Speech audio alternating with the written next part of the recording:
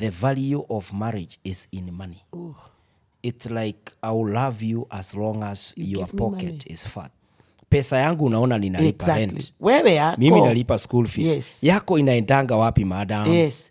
Anakwambia tu ni chama. One partner has no goal financially. And the other partner has a goal. So will I keep pushing you? Will I keep forcing you?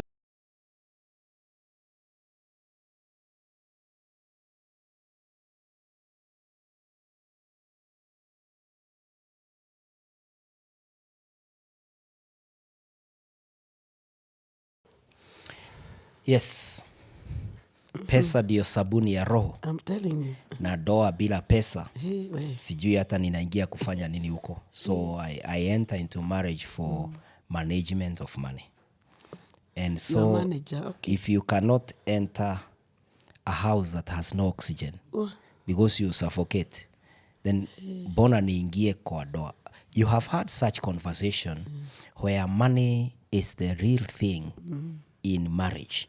Are you getting married because of money? Yes. You should ask yourself and that. You are looking at marriage as if it is so transactional. Am I getting married to a bank? Yes, the value of marriage is in money. Oh. It's like I will love you as long as You your give me pocket money. is fat. Hey, You know? hiyo iko sawa. So karibuni sana tuongee mambo ya pesa katika doa. What do you think about money? Who is money in marriage? Money. If money was a person, angekuwa nani kwa ndoa? Money angekuwa ndiye kusema. Ndiye kusema. Na money ndiye angekuwa ana control kila kitu. But unfortunately, money sio yeye. Money sio your partner. Money it is what I do. Ninafanya ninapata hiyo pesa. Yes. And that means marriage, you know, kwa marriage, if money was to become like what helps marriage to be, ni kama ingekuwa Mungu. Kwa sababu ni kama pesa zimefanywa Mungu kwa katika marriage. doa. Yes. Yani, you see young girls, they are following very old ugly men simply because their pockets are beautiful. Yes.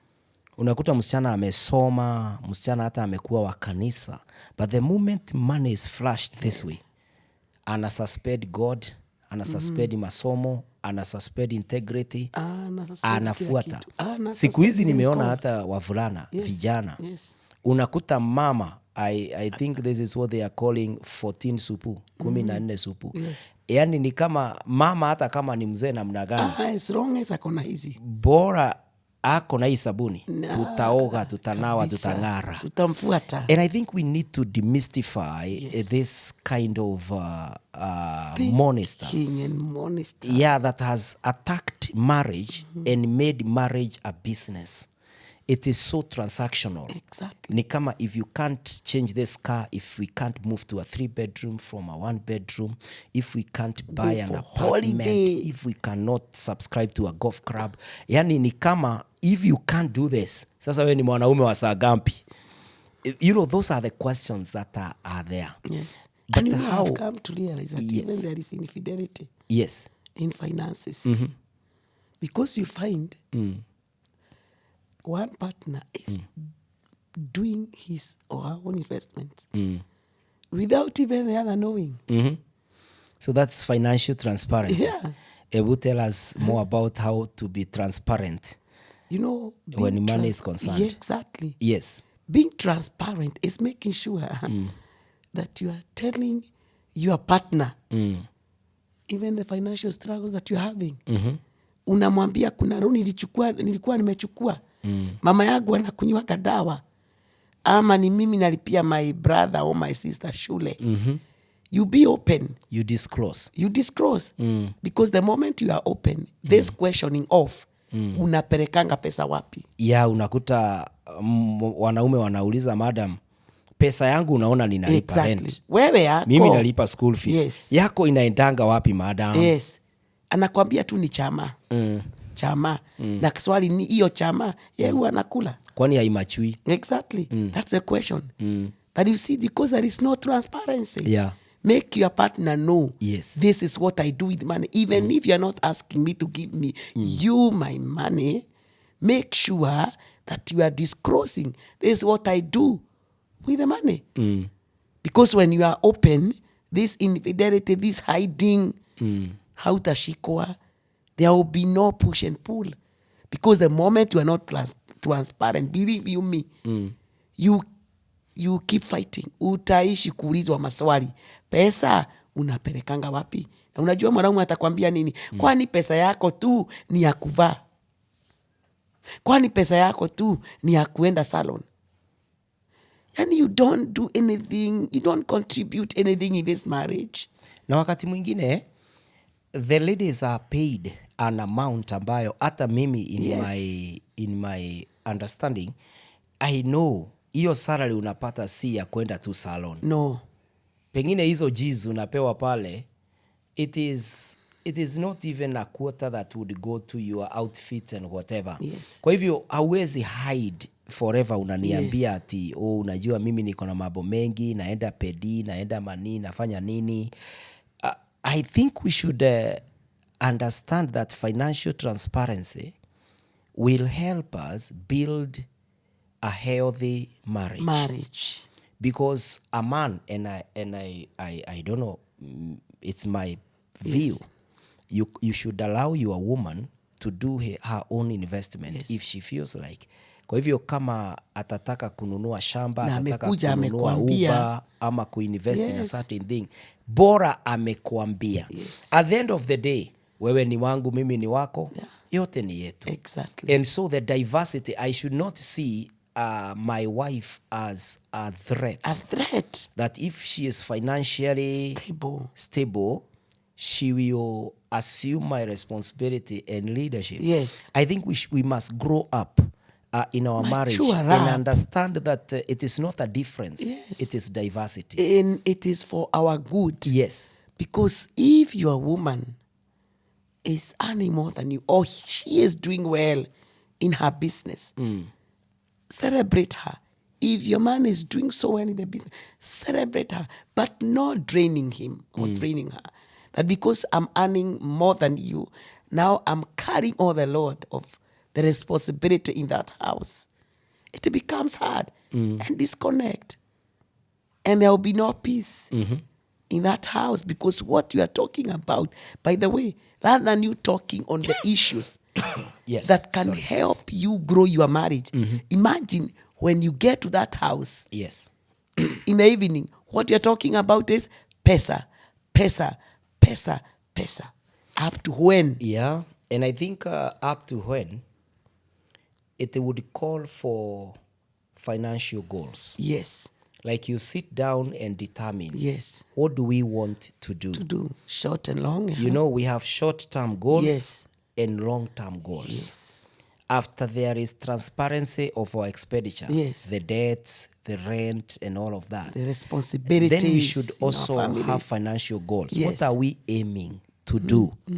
So that when I get my money, I understand my area of contribution. Exactly. I understand our commitment. Yes. And that would make us come on the table many times to negotiate our way forward. Yes. Because if there arises an emergency, we are able to come together and say, oh, mom, amekuwa mgonjwa, and this is the amount of money that is needed. So how much can we apportion?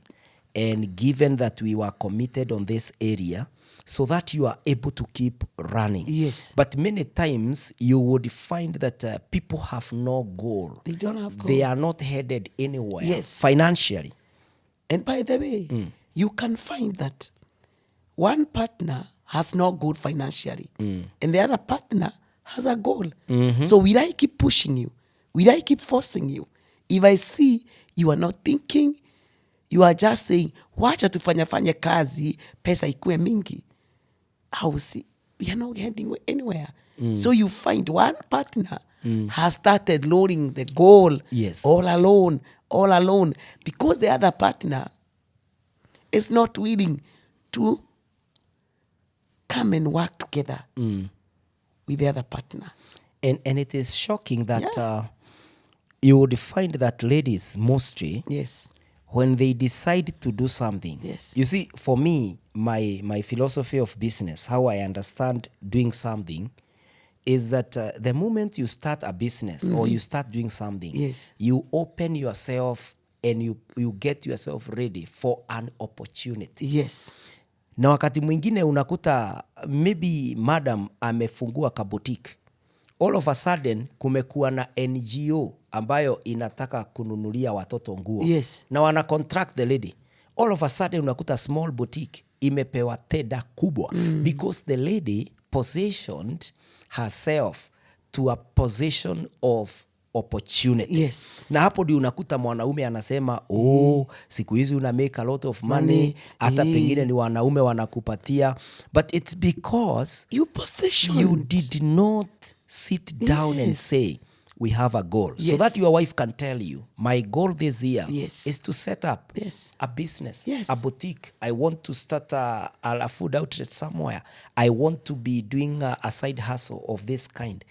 So if as a couple you can be able to sit down and be able to say our financial goal is like this. But I think also budgeting is another critical area And it as is far as very money is important. concerned. Yes. As money is concerned, stop, this impulse buying that imekutana na hii nimenunua, the next minute ukiangalia account hakuna pesa. So it is always good to budget and give the priority.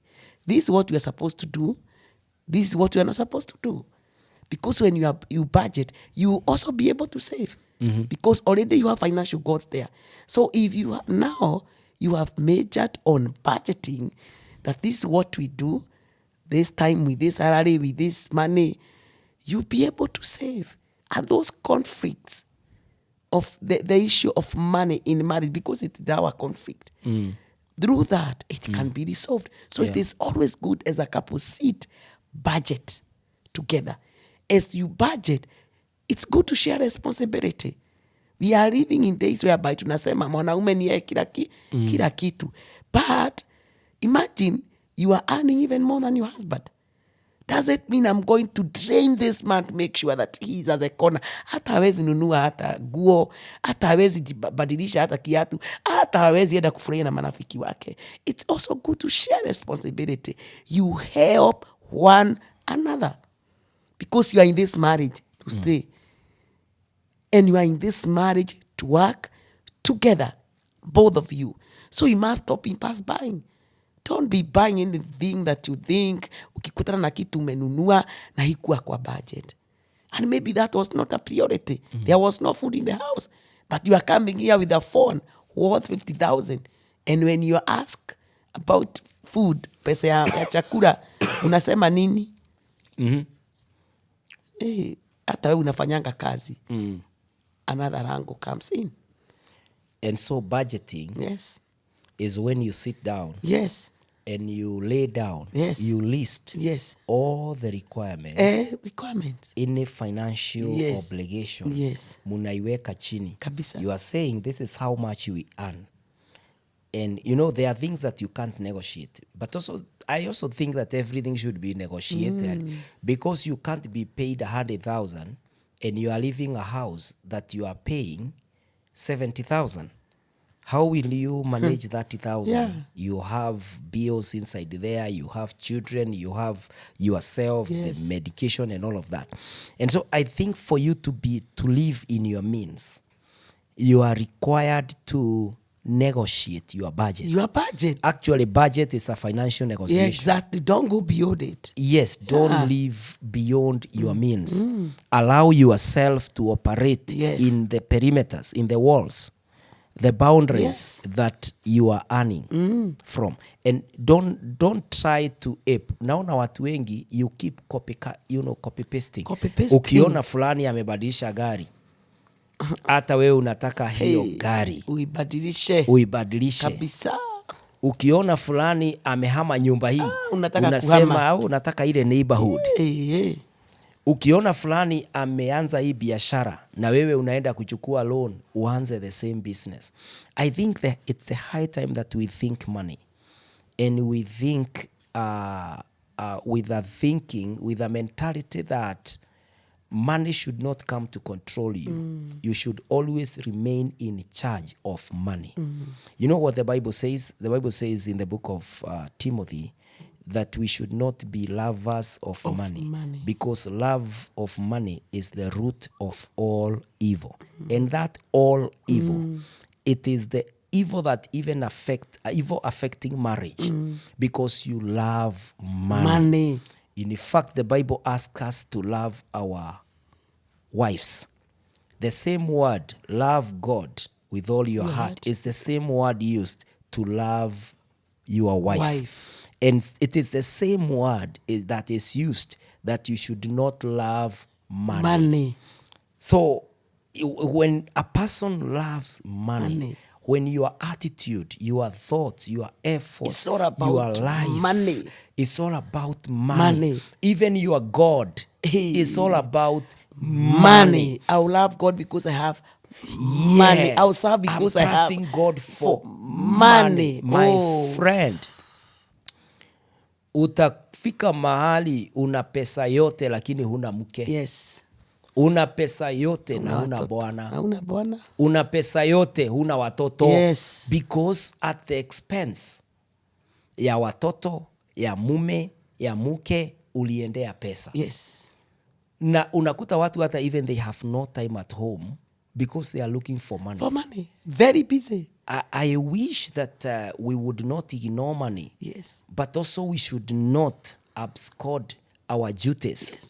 As far as being a husband is concerned, and being a wife is concerned, being a father or a mother, we should always remember that we are the users of money. Money should never use us. It should not dominate us. Our relationship should not be dominated by money. And that brings us to the money mindset. What would you say that it could be the effect? Why we love money, why we think about money?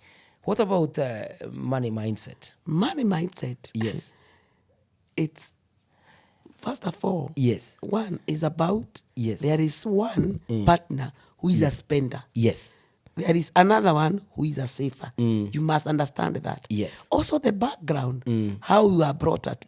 How you are brought up. Maybe you are not even taught how to save money, how to use money. So you came with this in the marriage. So the same way I used to spend is the same way I'm spending. I don't know how to save. So I must allow my partner to walk this journey with me and help me. Maybe if I'm a spender, save. If my background is so much connected on money, I was not taught how to manage money, how to use money. I should allow and give a chance to my partner to walk with me in this journey. And I also think having now taken it to that route, that it could be an issue about an issue of background, how you are brought up. I think it is the high time that we can consider financial advice. Whereby you visit financial advisors and they are able to tell you how to manage and how to invest your money. And so when it comes to finances, so that you do not conflict every time, it is also nice to ask ourselves, now that we are together, we are in a journey of life, how can we build our muscles of finances? How can we know where to place money so that it does not conflict or affect our relationship? And so an issue of money should never be ignored. Unajua kuna mtu ana shida akisema your mind is all about money. It's all about money. My friend, if you ignore the issue of money, money is a factor in our relationship. We need money. Na utajua ni factor wakati landlord ama landlady atakuja pale, wakati mwalimu anakukumbusha, wakati mom anakuambia nimekuwa diagnosed na this and I require this. Money is an issue. And so we should not sweep it under the carpet. We must talk about finances. Talk about it. And we must unpack and especially the ones who are now dating. As they date, let it be an agenda. about money. About money. How are we going to handle money? And what is the place of money What in is your life? in your life? Yeah. How you arrive of money? How you are Ndio spender? usione kama ninakuja kukuweka zero Yeah. grazing. I'm Unajua, not still gracing you. unakuja tufanye kazi, Tufanye we kazi. roll up the sleeves, Together. but you are not coming there so that I can fatten you, I Yeah. can't slaughter you. Yeah. You must come that we may join our hands together And walk this journey and together. walk this journey And together. live a life Yeah, together. together. So, and living a life together means this issue, we must handle it. Yes. Both of us, we should agree on how to go about it. So money is an essential factor in a relationship, but it don't ignore it. Don't allow money to Yes. take the place of your Yes. wife or the place of God. Of God. But also don't ignore money. Money. It is a factor. Work hard and pray that God blesses the labor of your hands without ignoring all his advice. Yes. Thank you so much. Thank you so much. Yeah. Pesa ni mzuri. Sabuni ya roho. Yeah.